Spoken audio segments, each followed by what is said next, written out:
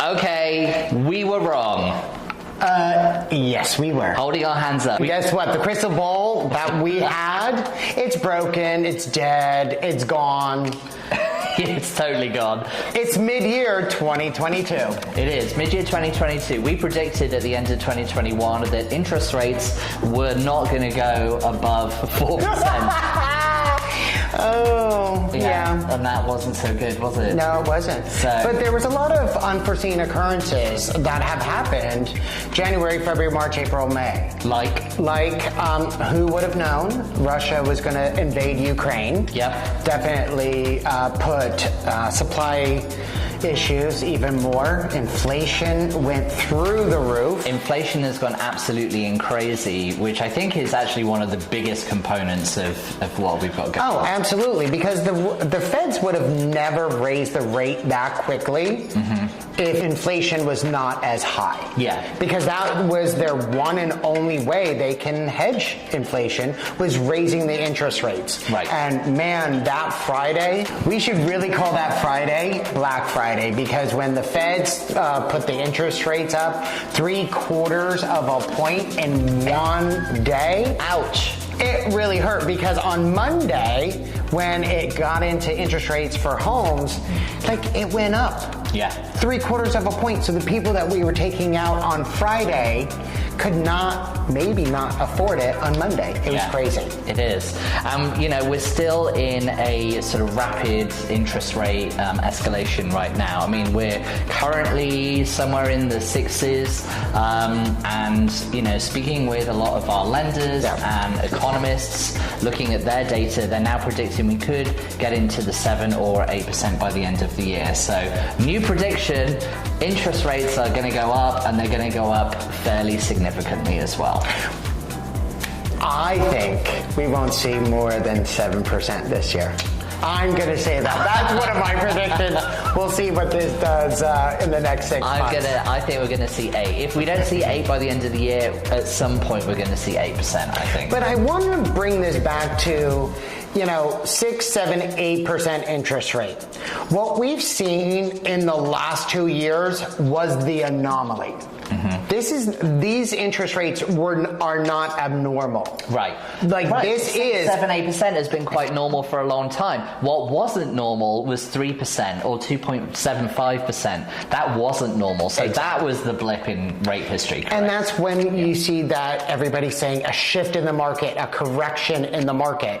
Well, actually, the last 2 years was the shift, the huge shift, because it's starting to kind of feel like what 17, 18, and 19 were, where homes were, inventory was still low, but, we're seeing more and more homes come on the market. Yeah, inventory, there's definitely been an uptick in inventory. Homes are sitting on the market slightly longer. Oh my goodness, they're sitting on the market for 2 weekends.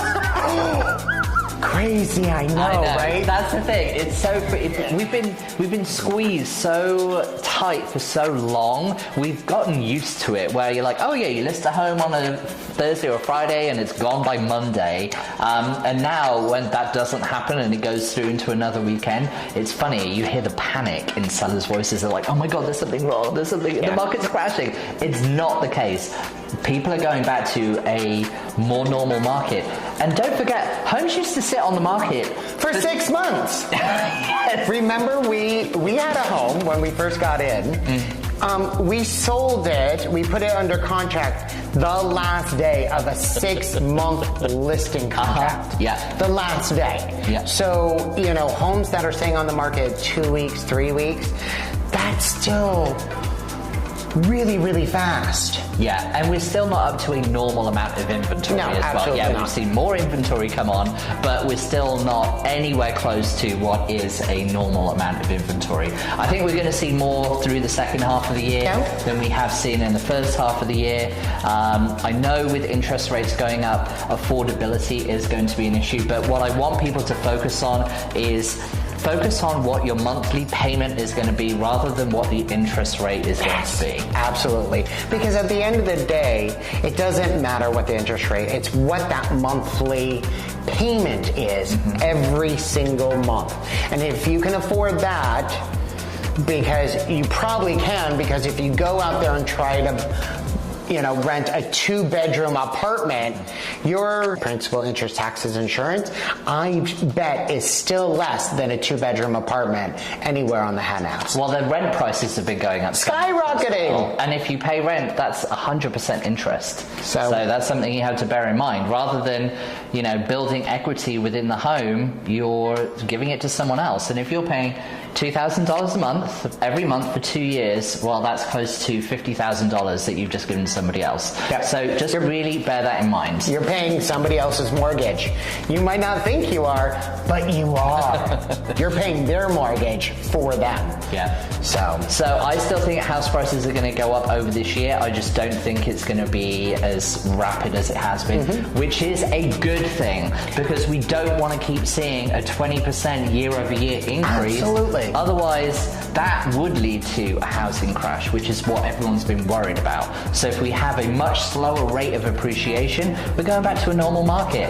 And this is a positive thing for everyone. Well, and that's the thing. The first 6 months, it's still, homes still appreciated probably almost 10%. So if they level off a little bit and go only 5% in the next 6 months, that's still a good amount of appreciation, which we're still going to see year over year. And I think we're still going to see normal appreciation for the next 5 years. 3-4%. So if you buy now, you could have almost 20% worth of equity in 4 to 5 years. Where can you get that return on investment? Not in the stock market, that's for sure. Because that's what people are worried about. They're worried about, well, if I buy now, they're still in their brain, they're like, there's going to be a crash. House prices are going to plummet.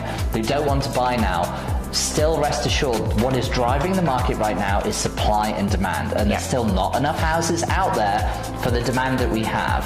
The amount of millennials and Gen Z that are coming in, which of home buying age, is the largest population in history ever, hands down, and we haven't caught up to that. So until that happens, which is going to be for a good few years. They're young. They're super young. Right. They're coming of age. It's crazy. Quick recap. I think interest rates are going to hit 8% by the end of the year. You think? 7. Okay. Inventory, I think we're going to potentially double the amount of inventory that we have, but that's still well below what we should be at. So I still think we're going to have 1 month of inventory, and that's about it. Okay.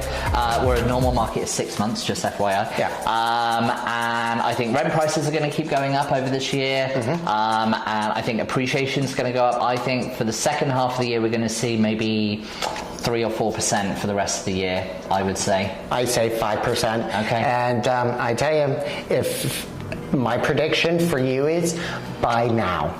Yes. Buy now. Homes are still going to appreciate, and the affordability is still going to be squeezed. So buy now if you can. Okay. If you want to keep up to date with everything that we've got going on South Jersey, or more real estate predictions, what's going on in your market, make sure you hit subscribe and follow. And I'm Pip, and he's Jeremiah, and we run the JFK Living team, and we'll see you soon. Bye-bye. Bye.